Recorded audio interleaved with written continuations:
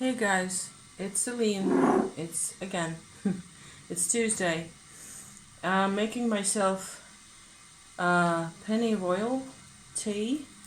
I harvested this herb for myself in the south of France last year. Yay, awesomeness! I'm telling you. I stuck a lot of this in my sleepy mix that I make with chamomile and valerian and a ton of other things. Hold a second. Cause water, right? Tea up. Mug of saloop, as we tend to say to each other. It's the best of the kettle. It'll do. Okay, so I'm back out with my skelly right there. Hi, Innie Hoy Handsome. It's the back of him. Very distracted, confused, very confused. Okay? And upset. And generally in need, I think, of words because this has helped before. So I'm just going to use you as an excuse to make sense of my life and myself, hopefully. I went into this without knowing what to expect, really. Nothing super dramatic on the outside. Nothing, traumatic or scary, or nothing is going kaput here. It's all part of my healing process. But that doesn't make it any easier. So let me close this thing up here. What happened is that I did a questionnaire for Esther Perel, who's a wonderful person and therapist that I follow on Facebook. I will probably put a link to her website in the description below, so you can have a look at that if this, what I end up doing here, kind of makes sense to you for some reason, you know. Supposing I were to end up making some kind of sense. The thing is, what I did, simply put, without going into a lot of detail, is that I filled out for myself, or it's not even filling out, it's like answering questions, 10 questions that are part of what she calls, Esther Perel calls, the intimacy inventory. Okay? It took me about an hour, maybe an hour and a half with a couple of breaks in between, in total, to do these questions. And they have to do with intimacy, with marriage, with sexuality, and so on and so forth. Not in a lot of detail, so much as that they have to do with, really, with vulnerability and with how we really see ourselves and the other in a long-term close relationship, right? My husband and I have been together for more than 35 years. And there has been a lot of psychological work.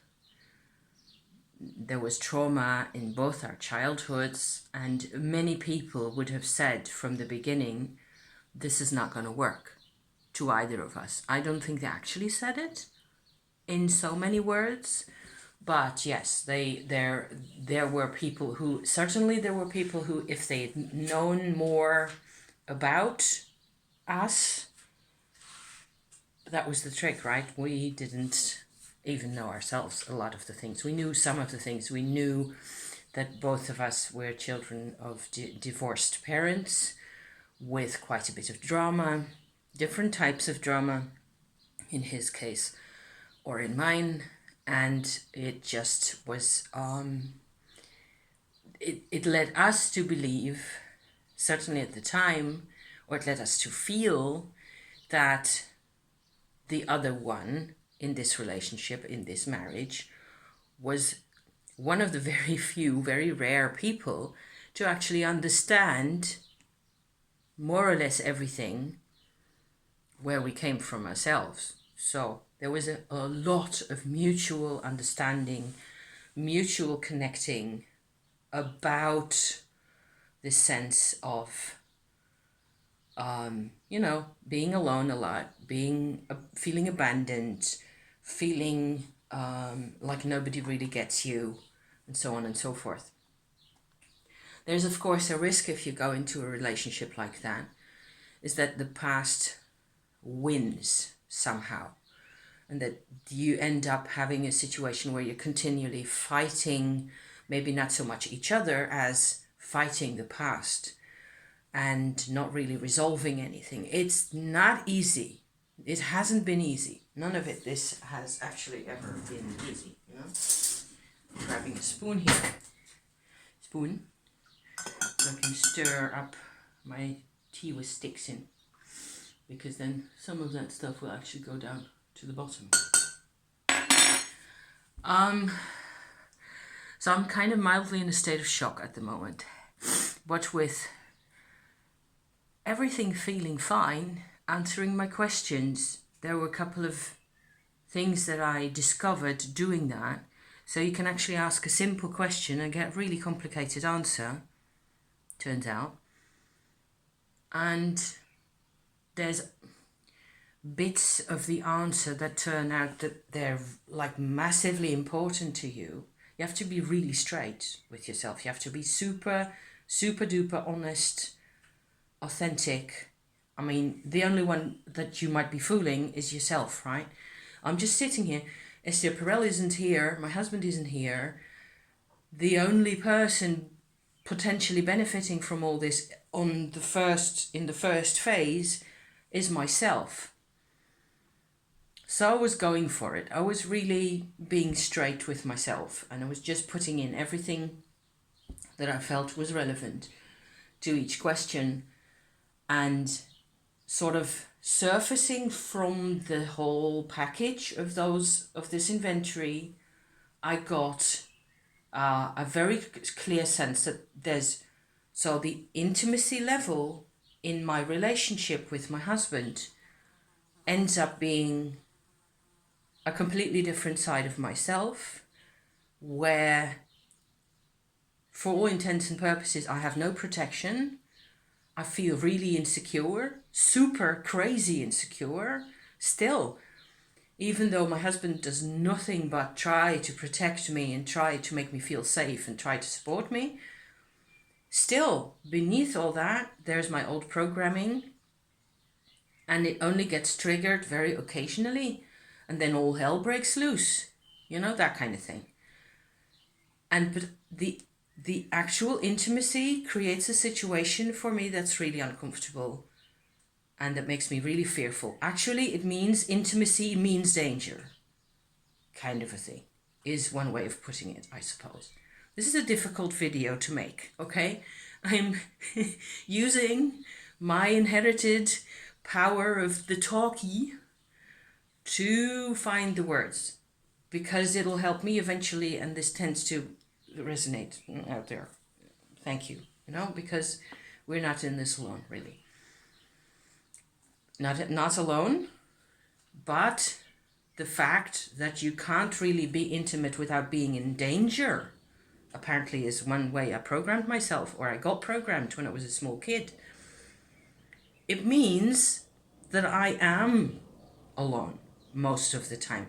Not physically, but mentally and emotionally and spiritually, I am alone.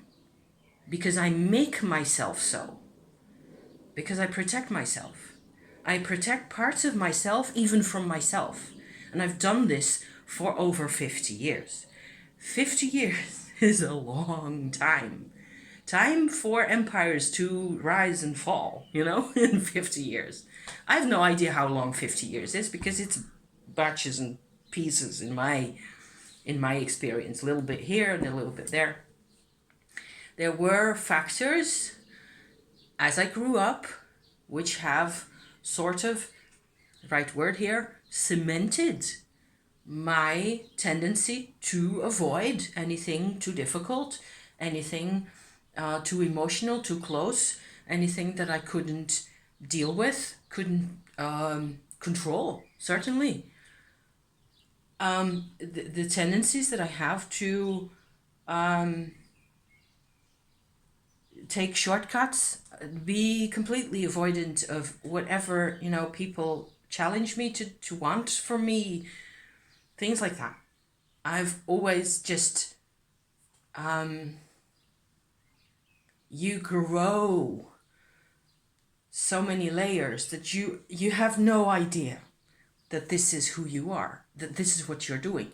You have no idea. You're moving around. And I remember now, as I stand here and try to organize this whole thing in a format that is kind of possible to understand, also for somebody who's new here. Good Lord, bless you. I remember being 21, 22 years old. And that's when I first myself had a signal, the most important signal going off in my life, in my everyday kind of experience of things, that I wasn't doing well. I wasn't coping. I was up to that point. I was sort of going through all the motions like an automaton.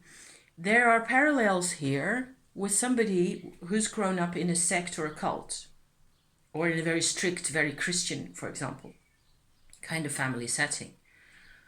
It's nearly like that, because I was an automaton, okay? I was going through the motions to such an extent, and to that point, up to that point, that hadn't happened.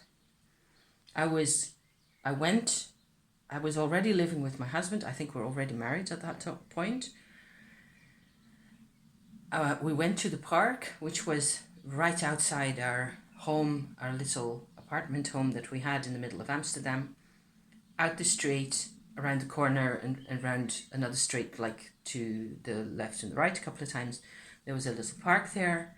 Lots of people, gorgeous weather, just like today, very summery, spring-like.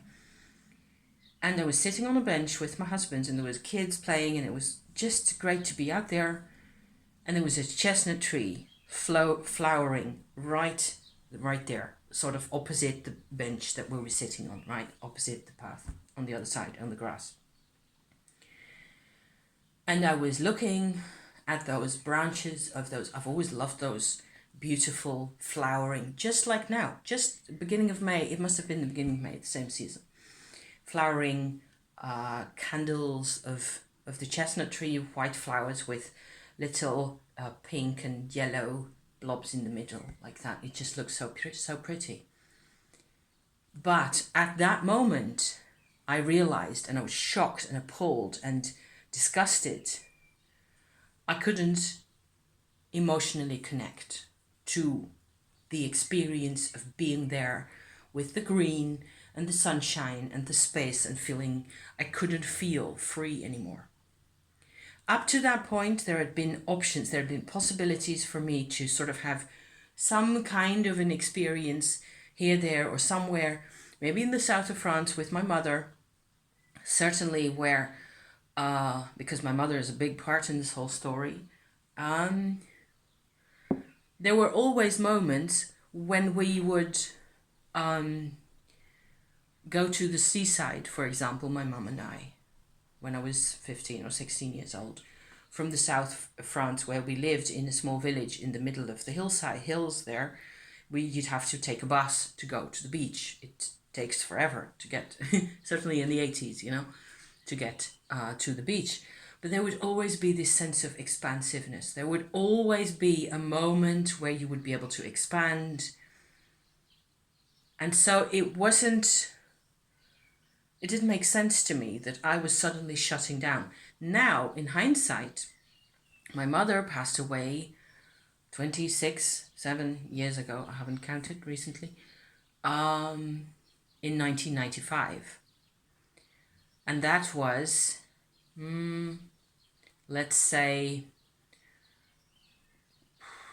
20 years? 10 years? Less than 10 years. Less than 10 years. I just had to calculate in my brain for a second here. After I got married. I got married at 21. And when I was 28, she passed away. Okay. It took me very long and to figure out that a lot of my emotional robot-like problems and issues actually have to do with her. It took me even longer afterwards and also recently to realize that a lot of my problems have to do with my dad, whom I hardly ever spoke to after my 6th year, you know?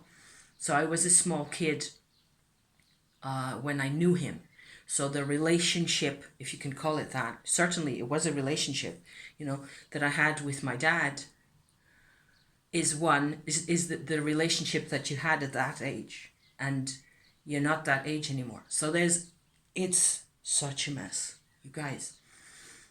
And coming back to my intimacy inventory, it turns out that I was describing these things in order for you to get a notion of where I'm coming from with all this, hopefully.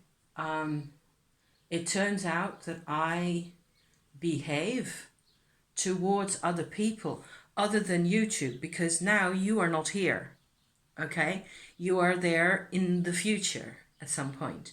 But for me, it's easy. I talk to myself, knowing that there's going to be some kind of an audience out there at some point. And many people don't even comment or don't do anything with my video. They just watch some of it and that's enough. Or it doesn't even register that much. But I have said what I needed to say. This is a very free kind of context. The moment, okay, as I was becoming aware yesterday, filling out my answers to these questions, the moment I am in a context with somebody there where there's even just the slightest hint of an expectation, I freeze. Intimacy means danger because it means expectations that I will never be able to fulfill no matter what I do. This is all inside me, right? I treat everybody the same way. A person in the street, person in the shop, my husband, friends, relatives. Nobody is different. It's a complete prison cell on that level.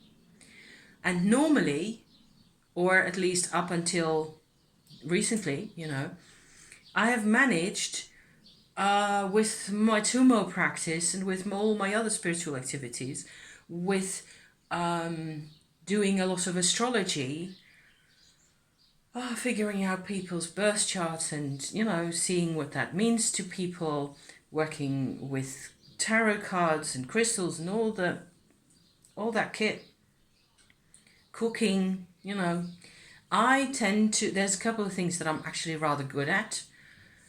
And so that sort of gives me a feeling of confidence to a point.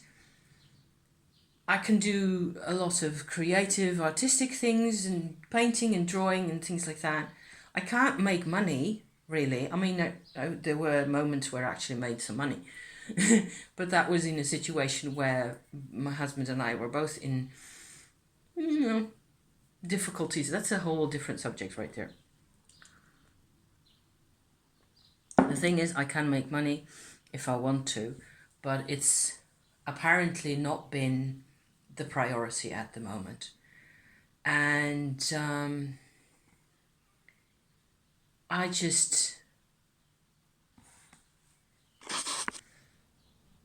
had to pause to have a sip of tea and to think, because I'd completely lost my own thread here.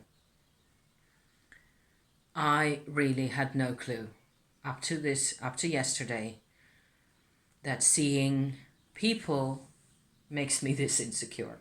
Okay, I can have these abilities and I can make dinner and do left and right and center, and I'm fine, except for the sense of disconnect, which is nearly always there in a very mild form. Recently, less and less in my face, really, which is probably why I managed to answer the questions in this way, right? So that I actually got to a next level. This is me reporting on coming to a next level in my own therapy process. doing this by myself here. So I was actually fine. I did a little video yesterday. I was whatever else I was doing, preparing dinner and so on. My husband came home and I just broke. I just fell apart. Yesterday, okay, after doing this whole thing, and I'd realized how alone I always kept myself, how I've myself isolated myself from everybody, sort of always been looking from behind the scenes at whatever was going on. And that's the part of me that is actually involved in the intimacy, in an intimate relationship, in close contact. But I'd never even with my husband, because we've been together for that long, and because he's got similar problems in a slightly different shading and colouring and so on, all the stuff, and he came home and I just froze over, and the grief of feeling like I am my grandmother, everything I've inherited from everybody, my dad, my mum, their parents, the lot of them. It's the past, right? It's my inheritance, it's my heritage, whatever you want to call it. For a lot of the way, I might as well say that on that personal level that matters, the personal level that actually has the connection to the world, to life, to the chestnut trees, and to dogs and kids, and to myself, and to my husband, okay? That person was kind of, I'm not really my grandmother, right? I can't be. She was born more than a century ago, and she's long gone. But I felt that way. It felt like I had absolutely no room, and I was just so suffocated. And it took my husband's such an angel. He can just sit there and wait for me to come to terms with things. And we had a bit of dinner, and I dissolved in tears and ended up telling him everything, in some detail, or at least how I felt. And he just accepts that the way it is. And he's had his own phase with emotional difficulties over the weekend. The past couple of weeks were very difficult for him. And he's come out of that with my support. So, this is just how we do. It's excellent, really. And I'm super grateful. And it feels weird now just standing here and talking to you about this when I don't even know who you are. And does it matter, really? Somebody has to do this kind of video as well. There's 100,000 videos out there about all sorts of subjects. It's a free country. YouTube, kind of, well, to the extent that you don't get, banned or whatever else. You can more or less say and do the kind of video that you want on there. There's airplanes. They're military airplanes. Actually, we didn't have so far that many noises out there as I was doing my my report here. But yeah. Okay, some kind of a phone call. It doesn't look like anything I need to know about. I don't know how to reboot myself, really. I don't know how to incorporate, except through doing some tumo this morning, which makes me feel that much stronger. It gives me a bit more courage to also come out and talk about it, but I feel the tension in my head, and it's exhausting. I'm exhausted and confused and scared. Yes, those things, so I didn't expect this to happen. I didn't expect those questions to be so triggering and but it's good. The truth needs to be out, and I don't think there's going to be much more of the same. Famous last words, right? We broke through some kind of a... And it must have been the new moon as well, you know, close to Uranus in Taurus and all that. On Saturday evening. Over here in the Netherlands, it was Saturday evening at 10 o'clock or so. 10:30, whatever.